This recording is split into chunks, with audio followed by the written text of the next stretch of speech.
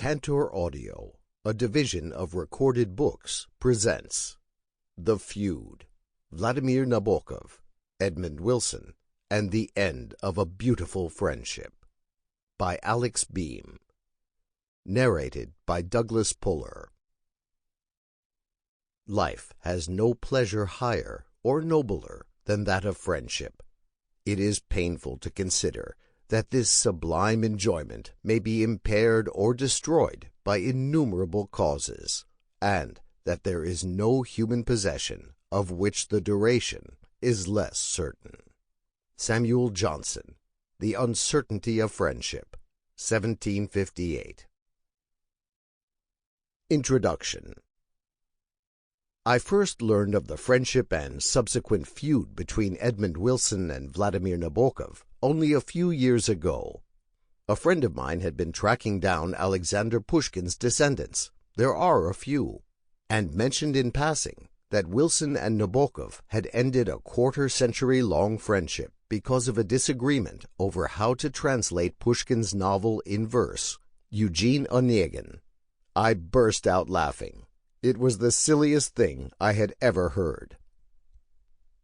I hadn't known about this famous contretemps because I was 11 years old in 1965 when Wilson trained his guns against his longtime comrade in letters, a personal friend of Mr. Nabokov, an admirer of much of his work, as he introduced himself in a salvo of ill will splattered across the pages of the New York Review of Books.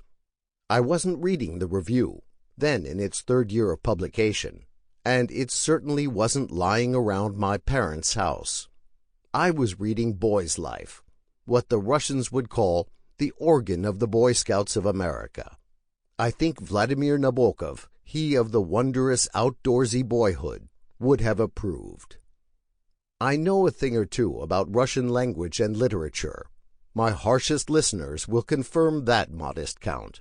But I had never read Onegin, and was familiar with only the highest peaks of Nabokov's astonishing range, Lolita and Speak, Memory. There was a time when college students with literary pretensions read Edmund Wilson, but it wasn't my time. When I graduated in 1975, Wilson had been dead for 3 years, with his literary renown and influence already in deep eclipse. Several years into this project, I laugh less now. Of course, the pedantic exchanges between two eminent men of letters still ring silly. Is pachuya, which could mean sensing or sniffing, a present or past gerund? Good question. Did Pushkin know English well enough to read Byron? Maybe. But the end of a friendship is always a loss, especially a friendship so deeply and mutually celebratory as this one. Edmund was always in a state of joy when Vladimir appeared. Wilson's third wife, Mary McCarthy, recalled. They had an absolute ball together. He loved him. Their correspondence was legendary, full of rambunctious exchanges about literature, gossip, sex in taxicabs, sore gums, and very genuine emotions. You are one of the few people in the world whom I keenly miss when I do not see them, Nabokov wrote to Wilson 8 years into their friendship. And then, nothing. Like so many intimate relationships, this one bore the seeds of its own destruction. In one of his very first letters to his new acquaintance, Wilson scores Nabokov for his punning, which Wilson finds tiresome.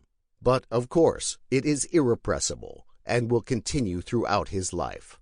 Nabokov's last major novel, Ada, the title itself a pun, alluding to ardor and to the Russian "ah, da," or "oh, yes," mentions Mr. Eliot's famous poem, The Waistline, and so on, Ada infinitum. In many ways, the two men proved to be two entirely different and contradictory people. Wilson, the erudite literalist, and Nabokov, the ludist, the fantasist, the trickster king.